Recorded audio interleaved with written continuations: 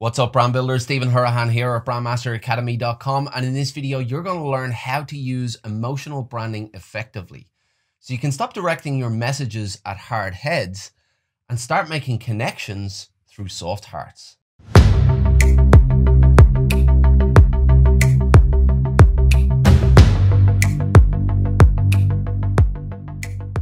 If you're new to the channel and you want to build brands that go beyond the visuals using strategy, psychology, and creative thinking, then you're in the right place. Hit that subscribe button and the notification bell. If you want to fast track your results, make sure you download the Pro Brand Strategy Blueprint. The link is in the description. Now, we as people, we all like to think we're pretty smart, that we look at a given situation, weigh up the odds, and make a rational decision based on all of that information. But neuroscientists have proven time and again that we actually don't make most of our decisions with our logic brain. We make most of our decisions with our emotional brain, and that is connected to how we feel about something. So when you are speaking with another person, when you are speaking with your audience, they're analyzing a million things and they're getting a good feel for what you're saying. They're getting a good feel for the message that you're putting out there, and they're making their decisions based on that good feel. So essentially what we all do is we all make decisions with our heart and we justify with our head. Now, this isn't just hypothesis either. We've come across lots and lots of research that highlights the fact that when the emotional part of the brain is incapacitated, when it's removed or when it's damaged, then the people who survive those incidents have trouble then making decisions. They cannot make decisions. They cannot make those emotional connections. And without that emotion, that decision making is lost. So that further emphasizes and proves the point that we rely heavily on our emotions to make our decisions. But if you're in business or you're in branding, you'll have come across this idea before. You'll have read some books or read some articles that have told you that if you want a brand, if you want to connect with your audience, then you have to do that through emotion. So you know that already, but how do you then go and use that? How do you then go and define an emotional branding strategy that you can use to connect with your audience? So that's what I want to go through in this video. I want to give you the steps that you can use and take into your own business, take into your own processes so that you can connect with your audience. You can identify the emotions that you need to use and you need to leverage within your branding and within your messaging so you can make those emotional connections. Step number one, define their goals. Now, your audience is on a journey. They're going somewhere. They're coming from somewhere and they're going somewhere else. And that goal and where they're going is what you need to uncover. You need to uncover what it is that they want to achieve and why they're going there. Now, this might be a goal in and of itself, or it might be a smaller goal, part of a much larger goal, but you need to identify the goals, where they're trying to get to, what they want to achieve, and why they want to achieve it. Step number two, define their challenges. Now, en route to this goal that they have set in place, there are going to be some kind of challenges, some kind of obstacles. Otherwise, it's not a real goal. I mean, you don't just set a goal and achieve it like that, because without those challenges, there is no sense of achievement. So you need to understand, of course, what their goal is, but what challenges are standing in their way, what obstacles are standing in their way. Now, one of these obstacles, or maybe 2, 3, or 4 of these obstacles, are something that you can help them directly with, and that will be related to your core offer that you put in front of them. But they will have other challenges as well. They might have 10 or 20, 30, even 100 other micro challenges in and around the major challenge that you solve. And if you understand all of those challenges, you can really step into their shoes. You can really understand what keeps them up at night, what has them thinking about this goal, and what's standing in the way of this goal. And then you can really get a feel for that journey. You can really start to understand them. And that's what will set the tone for your connection with them later on. Step number 3, define their desires. Now, this is where we're really getting down into that emotional connection. So you know that they have a goal that they want to achieve, and you know they have some challenges standing in the way of them achieving that goal, but they're looking beyond those challenges. They're looking to the successful outcome, and that's where their desire comes from. They really have a desire to achieve that goal, and that desire makes them feel something. So really uncovering what that goal is, what desire is attached to that goal, and what emotions are connected there. So really understand what really drives them. What is it that's driving them towards that goal? And what does life look like on the other side of success, on the other side of achieving that goal? And what will that do to them in their immediate life? And what would that do to them in their larger life? How will it impact their overall life? Step number 4, define their fears.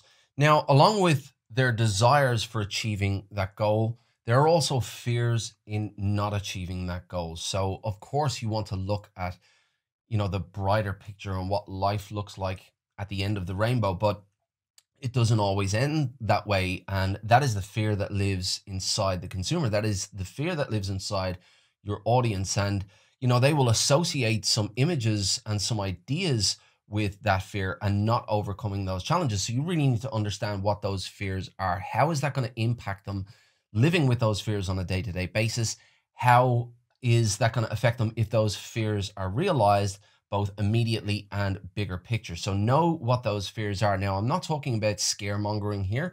There are businesses and marketing strategies out there that use fear mongering to scare people into doing something. I'm not talking about that. I'm just talking about really understanding what they're going through in trying to achieve their goals. There is a fear that lives inside them along with those desires. And when you understand that fear, you can use that to resonate with them. Step number 5, connect with understanding. So at this stage now, you've gone through the first 4 steps, and those first 4 steps are really about getting the information that you need to understand what your audience is going through. And now at this stage in step 5, you have that picture. You know what they're going through. You know where they're trying to get to. You know what's standing in their way. You know how they feel and what that desire is to achieve that goal. And you also know those fears of not achieving that goal and what keeps them up at night. And now you have that full picture. And if you're able to take that and show them that you understand, show them that you understand those goals and you understand those challenges and desires and fears,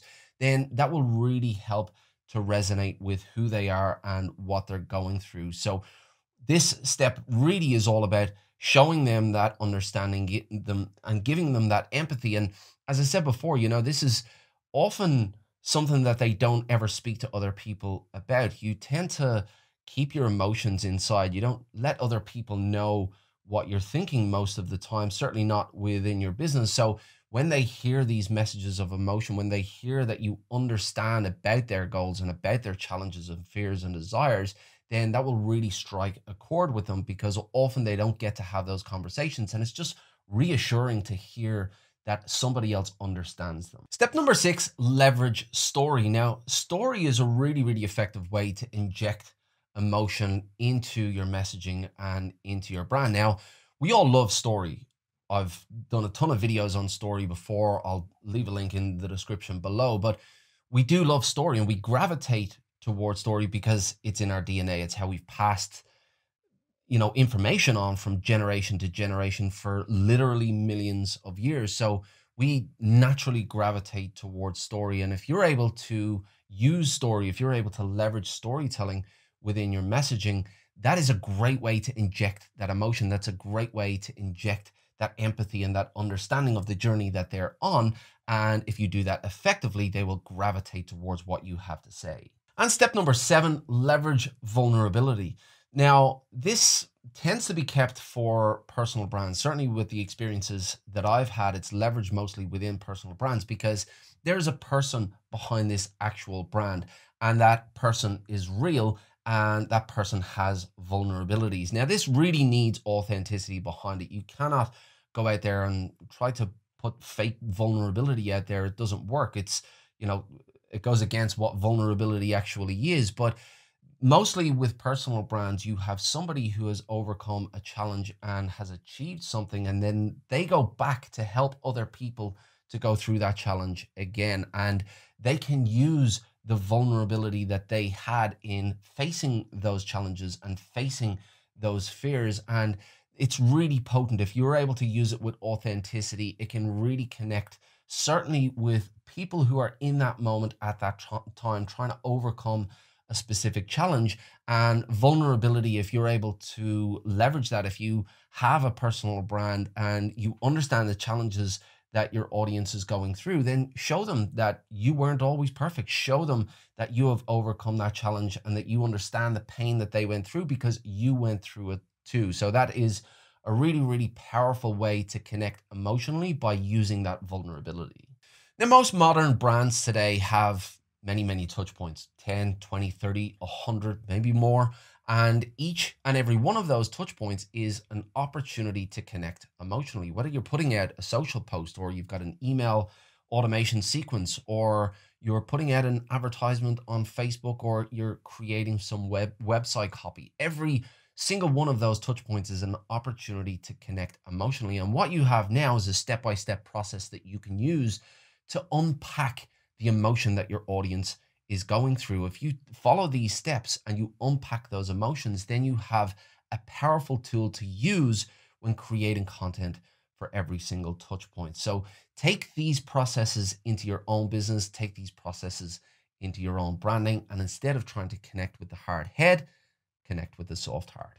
But I'd love to hand it back over to you and hear what you have gone through, hear your emotional journey with your messaging. What have you used within your messaging to connect emotionally with your audience? Or are you struggling to unpack the emotions that your audience is going through? I'd love to hear your challenges in the comments below. If you like this video, please give it a thumbs up, hit that subscribe button and the notification bell as well. It'll let you know when I've got new videos coming out. If you want actionable brand strategy tips and techniques just like this one, head on over to brandmasteracademy.com.